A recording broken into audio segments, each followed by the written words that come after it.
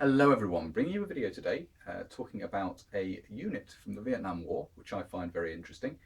It's a somewhat unusual unit, formed out of necessity really. An Australian unit, obviously, given the title of the video, you'll know already exactly what this is about. Slightly different format to the video, as I say, in that we're going to be talking about a bit of the unit history and looking at a uniform that's representative of ground personnel. It's something I might cover in more detail in the future, but given the current situation, I have this stuff together, it seemed like a good topic for a video, so crack on. The reason behind the formation of the Royal Australian Navy Helicopter Flight Vietnam was a request made in 1966 by the US to provide more helicopter pilots for service in Vietnam. The Australians had a bit of a problem at this point because due to their commitments both in country and elsewhere, the Army and the Royal Australian Air Force were heavily committed, and it was identified that the only available pilots were actually Royal Australian Navy personnel. So in 1967, the Royal Australian Navy Helicopter Flight Vietnam was formed from these personnel. Not only aircrew, but also ground crew as well, which is what we have here. The mannequin is set up to represent a petty officer, ground crew, a mechanic, and we'll talk a little bit more about that in detail in a minute or two. And they went, they were joined up with to form a joint unit with the US Army, the US, the 135th US Assault Helicopter Company, which the Royal Australian Navy Helicopter Flight Vietnam joined to form EMU, Experimental Military Unit, which has to be one of the loosest backronyms ever produced by the US military. Very amusing to Australians, of course, because the EMU is a flightless bird, but Experimental Military Unit is about as nebulous as it's possible to be, but it made for a good backronym, so there we are. EMU was the unit, Experimental Military Unit, as I say, the 135th Assault Helicopter Company of the US Army, with Royal Australian Navy Helicopter Flight Vietnam joining it and serving together with US personnel. And the unit supported all sorts of troops in Vietnam in terms of transport and so forth, both Australian troops, US troops, South Vietnamese and other allied troops in Vietnam. And it's quite an interesting unit because you see a really odd mix of insignia worn beyond that normally worn by Australian personnel in country. Name tapes were heavily used, which is not typical of the Australian task force. Both Australian and US uniform were used, again not typical of the task force. The task force tended to stick with Australian issue uniform, with the exception of the SAS. But this, as I say, is a break from a lot of the other Australian forces in Vietnam, although the uniform in this instance is fairly standard. We'll talk a little bit more about the mannequin now. The shirt is a standard Australian green, jungle green shirt, 60s dated example. The buttons marked out as a 60s dated example, slightly different from the 50s or the early 60s. The button design changed, but otherwise exactly the same. The two patch pockets on the front here with the angular flaps there, and an Australian giggle hat.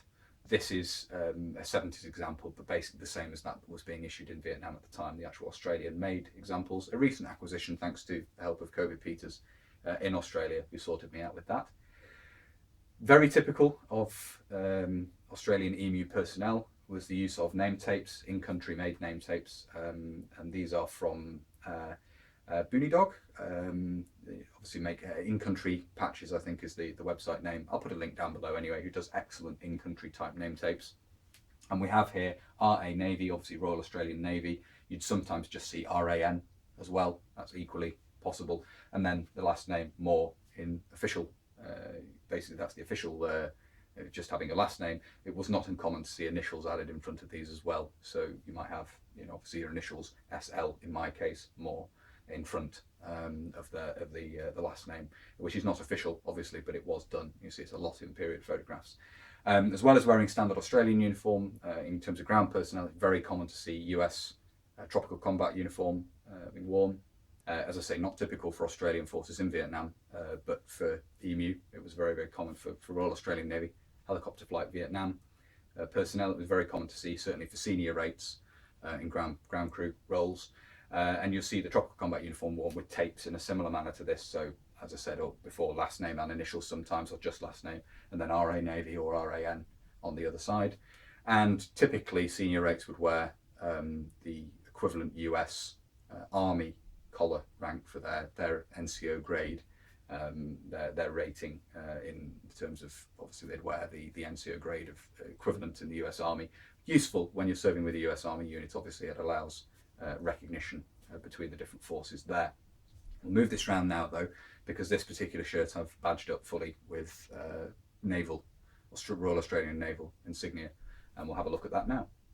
So on the arm here we have the Australia title, which was typically worn. This is actually a white badge which has been dyed green. It would have been white with blue lettering, and obviously the lettering still somewhat comes through blue.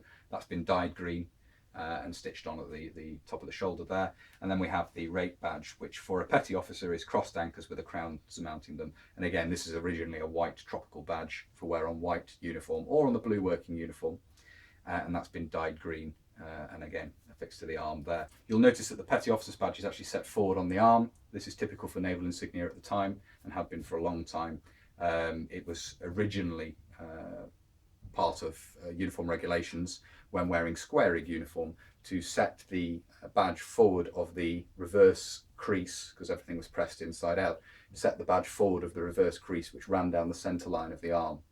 And that carried over, and certainly in photographs of EMU personnel, you see the rate badges are set forward on the arm. So I've copied that here on this recreation of the uniform. We'll move this round now and have a look at the other arm. Here we have the right arm, and we have another rating badge here along with the Australia title again.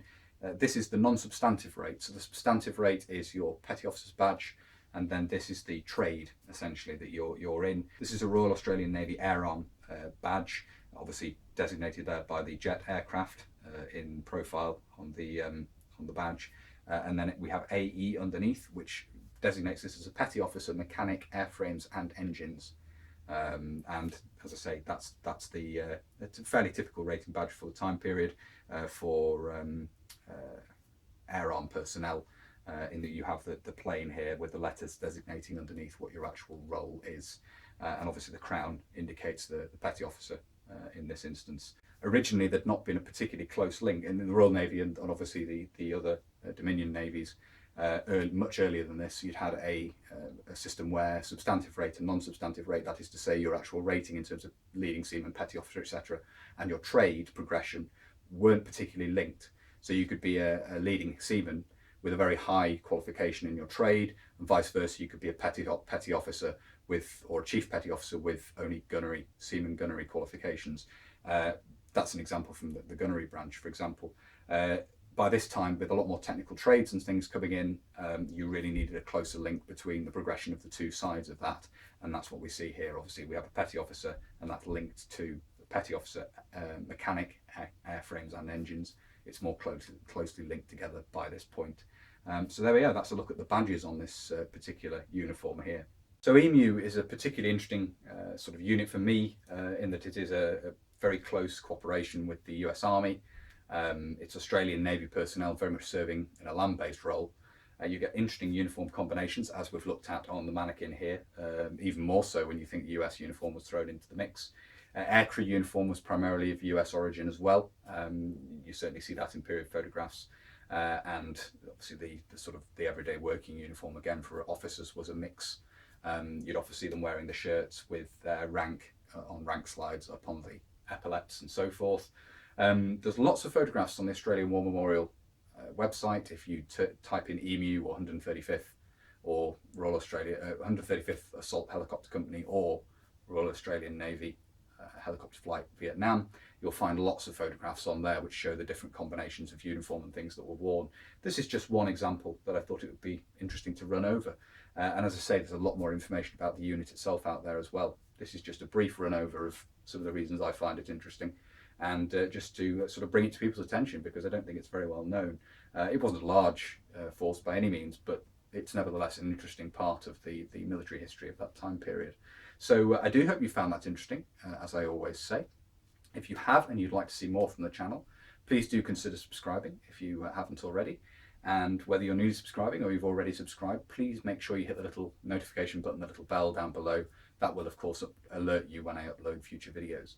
If you really like the channel and you would like to support the channel, you can do. There's Patreon and PayPal linked down below. And massive thank you to those who support the channel using those two methods. It's really, really greatly appreciated. So thank you very much for that.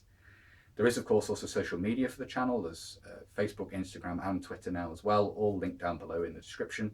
If you want to contact me, but you don't really use social media, there is, of course, the email address linked down below as well, should you wish to contact me via that method. But that's everything I wanted to cover in this video, I think. So until next time, bye for now.